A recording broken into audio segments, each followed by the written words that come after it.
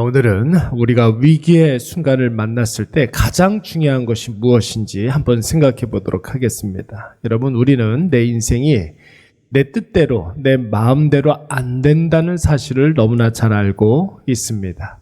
여러분, 많이 갖고 싶지만 늘 부족한 가운데 우리는 살아갈 수밖에 없고, 높이 올라가고 싶지만 그것은 늘 마음뿐이고 언제나 억눌려 살아야 합니다. 평안과 형통을 추구하지만 우리의 삶 속에 여러분, 걱정과 염려가 늘 떠나지 않죠.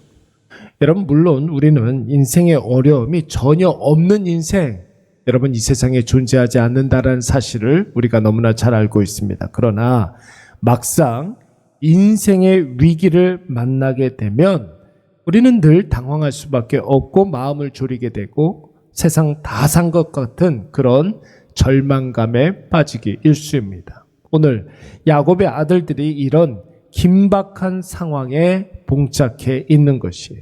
극도의 긴장 상태에서 애굽에서 여러분, 애굽 총리와 시간을 많이 보내고 난 다음에 부족한 양식을 구하고 형제들의 안전까지 확보한 후에 이제 무사히 애굽을 빠져나와서 이젠 됐다, 이런 안도의 한숨을 쉬고 있을 때 여러분, 야곱의 아들들을 급히 쫓아왔던 사람이 한 사람 있었습니다. 그 사람 가만히 이렇게 보니까 애굽 총리의 집에서 봤던 총리의 청직이었던 거예요. 그가 야곱의 아들들에게 이르러 한다는 말이 무엇이었습니까? 너희들 중에 누군가가 애굽 총리의 은잔을 훔쳐가지고 달아났다, 이렇게 이야기하고 있는 것이에요. 여러분, 이 이야기를 들은 야곱의 아들들이 뭐라고 이야기했습니까? 호언장담하면서 결단코 그런 일이 없다고 이야기하지 않습니까? 만약에 우리 가운데 누군가가 애굽 총리의 은잔을 훔친 일이 있다면 우리 모두가 다 애굽 나라의 종이 될 것이다, 이렇게 이야기합니다. 여러분, 이 이야기를 들은 청지기가 뭐라고 이야기했습니까?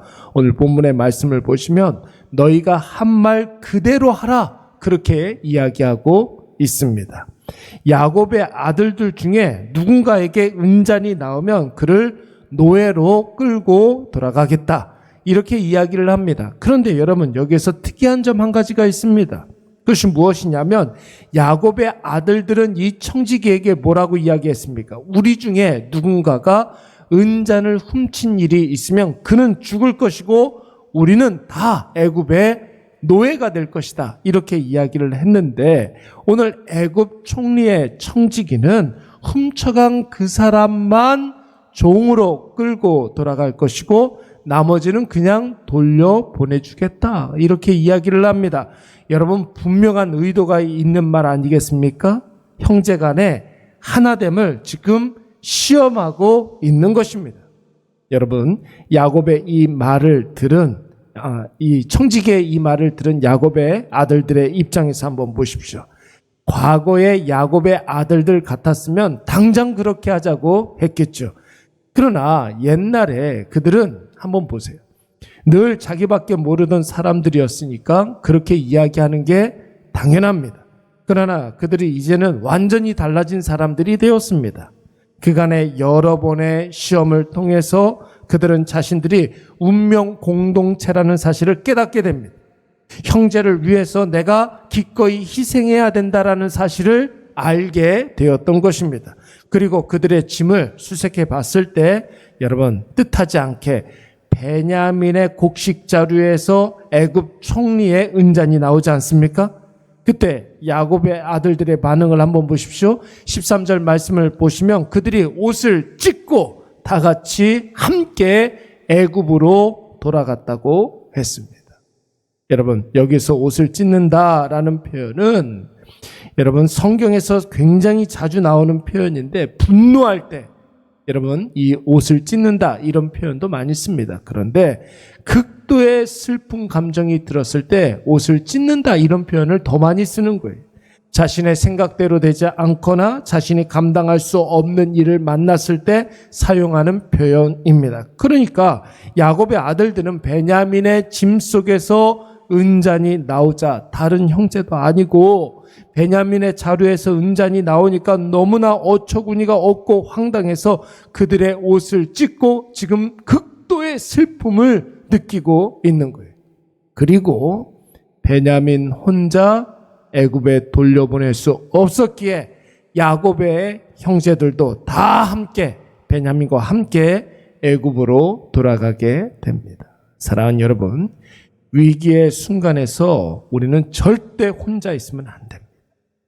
우리는 혼자서 존재할 수 있는 존재가 아니, 함께 이 위기를 같이 헤쳐나갈 동역자가 필요한 줄로 믿습니다. 여러분 꼭 기억하세요. 우리의 위기는, 우리의 고난은 영원하지 않아요. 때가 되면 그 위기가 물론 절망으로 끝날 수도 있겠지만 전화위복이 될 수도 있습니다. 그래서 여러분, 우리가 위기의 때를 만날 때에 가족이 됐든 간에 친구가 됐든 간에 동역자가 됐든 간에 누군가와 함께 기도하고 함께 중지를 모으고 함께 힘을 합하면 여러분 무조건 그 위기는 좋은 결과를 가져올 수밖에 없습니다. 왜 그렇습니까? 눈에 보이는 결과가 내가 원하는 바가 아니다 할지라도 그 긴박한 상황 속에서 나를 위해서 헌신적으로 기도하고 마음을 써주고 힘을 합해준 동역자는 남기 때문에 그런 것입니다. 여러분 인생에 있어서 둘도 없는 동역자가 남는다. 이것만큼 더 중요한 일이 어디 있겠습니까? 그러므로 오늘 야곱의 아들들처럼 오늘 나에게 어처구니 없는 상황이 벌어지고 인생의 큰 위기를 만났을 때 나를 위해서 진심으로 기도해 줄 수 있는 동역자가 있어야 합니다. 그리고 나의 처지를 그에게, 그 기도의 동역자, 나의 믿음의 동역자들에게 나의 처지를 말하고 기도를 부탁할 수 있어야 한다는 것이죠. 또한 누군가가 나에게 그런 요청을 했을 때 자기의 처지에 대해서 이야기를 해주고 그것을 위해서 기도해달라고 이야기했을 때 여러분 나의 섣불리 유불리를 계산하지 마시고 진심으로 사랑하는 마음으로 그를 위해서 기도해 줄 수 있어야 합니다. 할 수만 있으면 내가 할 수 있는 최선을 다해서 그를 도울 수 있어야 하는 것이죠. 또 어떤 분들은 그렇게 이야기할 수 있겠죠. 어떻게 그럴 수가 있습니까? 내 코가 석자인데 나를 위해서도 내가 기도하지 못하는데 어떻게 남을 위해서 기도할 수 있습니까? 어떻게 남의 위기를 위해서 내 것을 포기할 수 있으며 내 권리를 포기할 수 있습니까? 이렇게 이야기하는 사람들도 분명히 있을 거예요. 맞습니다. 그럴 수 없습니다. 누구는? 세상 사람들은 그럴 수 없어요.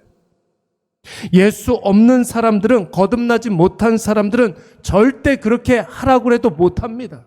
그러나 예수 그리스도로 말미암아 존재가 변하고 신분이 변하고 소속이 변한 사람들은 그럴 수 있어요. 할 수 있습니다. 아니 그렇게 해야 합니다. 왜 그렇습니까? 근거가 있기 때문에 그런 것이죠.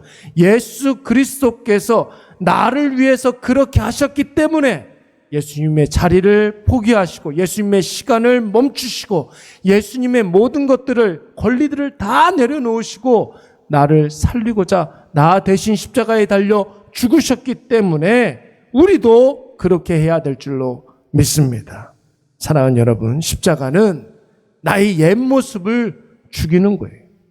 나밖에 모르는 내 자아를, 남 짓밟고 나 높아지려고 하는 그런 교만한 마음을, 내 마음속에 소리 없이 피어오르고 있는 음욕을 죽이고, 여러분 거짓된 마음을 죽이고 강팍한 마음을 죽입니다. 무엇이? 예수 그리스도의 십자가가. 그래서 여러분 그 십자가의 인생을 살아가는 모든 사람들의 관심은 살리는 데 있는 거예요. 죽어가는 영혼을 살리는 데. 오늘 우리도 베냐민을 위해서 짐을 다시 싸서 나서야 합니다. 고향 땅, 가나안 땅으로 가는 것이 아니라 다시 애굽으로 내려갈 수 있어야 합니다. 온전한 헌신과 따뜻한 마음을 나눌 때 여러분 절대 그 일 가운데 하나님의 분명한 은혜가 임하게 될 줄로 믿습니다. 새벽에 하나님께서 우리를 기도케 하셨는데 그렇다면 우리는 모두 다 기도의 은사가 있는 사람들 아닙니까? 왜 하나님께서 이 아침에 우리의 눈을 뜨게 하셔서 이곳에 나오게 하시고 기도케 하시겠습니까? 누군가를 위해서 기도하라는 거예요. 지금 누군가가 나를 위해서 기도하고 있기 때문에. 그래서 여러분, 이 자리는 나만을 위해서, 우리 가족을 위해서, 우리 가족만을 위해서 기도하는 자리가 아니라 나에게 기도 부탁한 사람을 위해서 기도하는 거예요. 나와 전혀 상관없는 사람들을 위해서 기도하는 거예요. 아니, 지금 절망 가운데 빠져 있는 사람들을 위해서 기도하는 자리인 줄로 믿습니다. 우리가 우리의 모든 계산 없이, 예수 그리스도께서 계산 없이 우리를 위해서 십자가에 달려 죽으셨던 것처럼 우리도 우리의 자리에서 우리의 십자가를 져야 될 줄로 믿습니다. 그래야 이웃도 살고 나도 살 수 있는 거예요. 그래야 나도 은혜가 충만하고 지체들도 은혜가 충만할 줄로 믿습니다. 우리 이 시간에 말씀을 생각하면서 한번 기도하도록 하겠습니다. 위기의 순간을 함께 이길 수 있는 신실한 동역자를 보내달라고 기도하시고, 지체의 위기를 나의 것으로 여기게 하시고 마음을 다해서 기도하고 섬기게 하여 주시옵소서. 하나됨을 잊지 않게 하여 주시고 하나됨을 성심을 다해서 잘 지켜갈 수 있도록 주여 도와주시옵소서. 우리 이 시간 다 같이 한번 통성으로 기도하도록 하겠습니다. 사랑이 많으신 하나님,